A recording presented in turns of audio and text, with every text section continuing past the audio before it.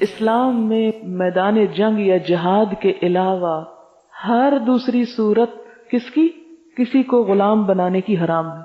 نہ آپ خرید سکتے ہیں، نہ آپ کڈنیپ کر سکتے ہیں، اور کوئی طریقہ نہیں. ہاں، صرف جہاد کے ذریعے جو آتے ہیں ہاتھ، ان کو پکڑنا ہے، اور کیوں پکڑنا ہے وہ ابھی میں نے پیچھے وجوہات بتا دی آپ کو.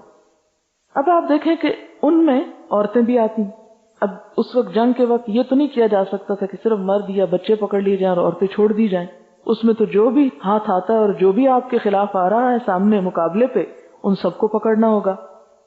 اب یہ ہے کہ جو عورتیں آتی تو ان کو مارا بھی جا سکتا تھا، مگر کیونکہ اسلام میں بچوں، عورتوں، بوڑھوں کو مارنا منع تھا، اس لیے ان کو قید کر دیا گیا، اور پھر ان کے ذریعے اپنے قیدی بھی چھڑائے گئے اور بسا اوقات انہیں لونڈیاں بھی بنایا گیا.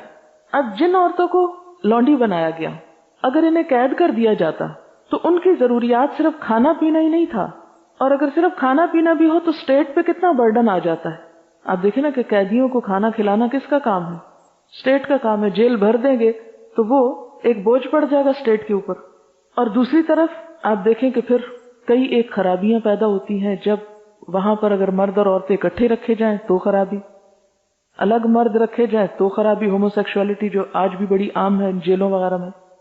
اور اگر عورتیں ہیں تو ان کے ساتھ ایک ظلم کہ ان کی طبعی فطری ضروریات اور جذبات کی سیٹسفیکشن کے لیے کوئی سامان نہیں، اور اس طرح ایک فحش کا دروازہ کھل جاتا. اب اگر اسلام یہ کہتا کہ ہاں تم ان عورتوں کو جیل میں تو نہ رکھو، گھروں میں رکھ لو، ان سے خدمت لو، کام لو، لیکن ان سے کوئی اور تعلق نہیں رکھ سکتے، تو اس کا ریزلٹ کیا ہوتا؟ کیا یہ پاسبل تھا؟ فیزیبل تھا؟ نہیں. کہ ایک نوجوان عورت گھر میں کام کر رہی ہے، اور یہ بھی نہیں کہ وہ چند دن کے لیے یا چند مہینوں کے لیے یا تھوڑی دیر کے لیے آتی ہے اور کام کر کے چلی جاتی ہے، وہ مستقل طور پر اس کی ملکیت میں دے دی گئی ہے، اور اب یہ کہا جائے کہ وہ اس سے کوئی جسمانی تعلق نہ رکھے، تو یہ ایک ظلم تھا اس مرد کے لیے بھی اور عورت کے لیے بھی جو شوہر کے بغیر رہ رہی ہے.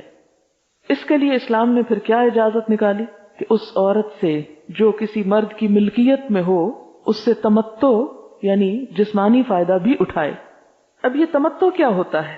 ایک تو مرد اور عورت کا جسمانی تعلق نکاح کے ذریعے ہوتا ہے، اور ایک تعلق جو ہے وہ نکاح کے بغیر ملکیت کے ذریعے ہے. نکاح میں ایک باپ اپنی بیٹی کو کسی مرد کے حوالے کرتا ہے ایک قانونی معاہدے کے ساتھ، اور تمتع میں کیا ہوتا ہے کہ حکومت وقت ایک عورت کو ایک خاص مرد کے حوالے کرتی ہے. یہاں حکومت باپ کے مقابل ہے، ایک ولی کی حیثیت رکھتی ہے جو ایک عورت کو اپنی مرضی سے ایک مرد کے حوالے کر رہی ہے کہ یہ تمہاری ہے، وہ اس کی ملکیت میں آ گئی. جیسے بیوی ایک شوہر کی ملکیت میں یا قید نکاح میں آ جاتی ہے، اسی طرح لونڈی حکومت سے ایک فرد یا شخص یا انڈیویجول کی ملکیت میں آ جاتی. جس طرح نکاح میں جسمانی تعلق حلال ہے، اسی طرح اس ملکیت کے بعد اس آقا اور غلام عورت کا جسمانی تعلق حلال ہو گیا. اب آپ دیکھیں کہ اس میں پھر کچھ شرائط ہیں اس تعلق میں. نمبر 1 یہ کہ اس وقت تک یہ تعلق قائم نہیں ہو سکتا جب تک یہ معلوم نہ ہو کہ وہ عورت حاملہ ہے یا نہیں. اگر وہ پہلے سے حاملہ ہو تو اس سے تعلق نہیں ہو سکتا. جیسے کسی حاملہ عورت کی شادی نہیں ہو سکتی، اسے عدت گزارنی ہوتی ہے نا اگر وہ پہلے سے کہیں نکاح اور طلاق یافتہ تھی. دوسری بات یہ کہ لونڈی صرف اہل کتاب میں سے نہیں، کافر و مشرک بھی ہو سکتی ہے، جبکہ نکاح کس سے ہو سکتا ہے؟ صرف صاحب ایمان کے علاوہ اہل کتاب سے. تیسری بات یہ کہ جب وہ مرد اس عورت سے یعنی ملک یمین سے تمتع کرتا ہے تو پھر اس عورت کا تعلق صرف اسی سے ہوگا، کسی اور سے نہیں ہوگا. جیسے نکاح کے بعد ایک عورت کا تعلق صرف اپنے شوہر سے ہوتا ہے، اسی طرح ملکیت کے بعد ایک عورت کا تعلق صرف اپنے مالک ہی سے ہو سکتا ہے، کسی دوسرے مرد سے نہیں. پھر اسی طرح قانونی حقوق ایک غلام عورت کے بھی وہی ہیں جو آزاد عورت کے ہیں، قانونی حقوق. پھر اس عورت کی جو اولاد پیدا ہوگی غلام عورت کی، وہ جائز اولاد کہلائے گی. اس کا نسب اس مرد سے چلے گا، یعنی اس کا فیملی نیم ہوگا وہ اس مرد سے ہوگا.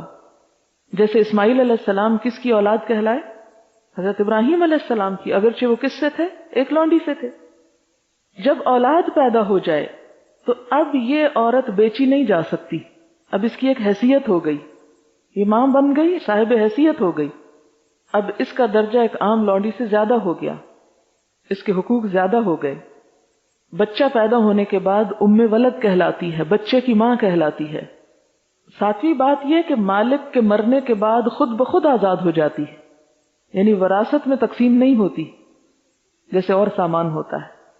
اگر اس کا مالک یا وہ جو شوہر کے قائم مقام ہے وہ فوت ہو جائے تو یہ عورت خود سے خود آزاد، اگر اس نے آزاد نہیں بھی کیا تو یہ مالک کے مرنے سے آزاد ہو گئی. پھر اسی طرح اگر لونڈی کی شادی کسی اور سے کر دے مالک، اپنا تعلق نہیں رکھا، تعلق قائم ہی نہیں کیا، کسی اور سے کر رہا ہے شادی، جیسے ان آیات میں بھی آیا کہ اگر آزاد عورت نہیں ملتی نکاح کو تو کیا کرو، غلام عورت سے شادی کر لو.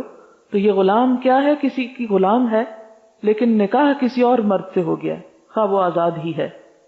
تو اب مالک جو ہے، اصل مالک، وہ عام روزمرہ کے کام یا خدمت تو لے سکتا ہے، جسمانی تعلق قائم نہیں کر سکتا.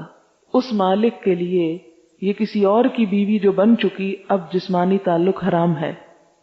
لونڈی کی جو اولاد ہوتی ہے وہ بھی وراثت میں برابر کی حصے دار ہوتی ہے جیسے آزاد عورت کی ہوتی ہے. لونڈیوں کو تعلیم دینے کے لیے نبی صلی اللہ علیہ وسلم کی حدیث ہے کہ اگر کسی کے پاس لونڈی ہو اور وہ اسے علم سکھائے، اچھا سلوک کرے، پھر اسے آزاد کر دے یا اسے بیوی بنا لے، تب اس شخص کو دگنا اجر ملے گا. یہ بخاری کی روایت ہے. حضور صلی اللہ علیہ وسلم نے حضرت ماریہ قبطیہ سے تمتع کیا جن سے بیٹا بھی پیدا ہوا، حضرت ابراہیم. تو آپ نے فرمایا اس کے بچے نے اس کو آزاد کر دیا ہے، یعنی اب یہ ماں بن چکی ہے. ام ولد کو بیچا نہیں جا سکتا، اور جیسے کہ پہلے بتایا کہ وہ آزاد ہو جاتی. اب آپ دیکھیں کہ لونڈی سے جسمانی تعلق کی اجازت کیوں دی گئی، اس کی کیا حکمت ہے؟ وہ اس عورت پر رحمت اور شفقت کرتے ہوئے، اس عورت پر رحمت اور شفقت کرتے ہوئے، کیونکہ اس کے بھی جذبات ہیں اور احساسات ہیں، اس کی بھی ضروریات ہیں. جب وہ ملکیت میں آتی ہے، مرد اس سے وہ تعلق قائم کرتا ہے، تو پھر وہ لباس، خوراک اور باقی چیزوں میں شوہر کے سٹیٹس پہ آ جاتی ہے. اور اسی طرح مسلمان مرد کے لیے جو آزاد عورت سے نکاح کرنے کی صلاحیت نہیں رکھتا، ان کے لیے ایک سہولت ہو گئی کہ وہ غلام عورتوں سے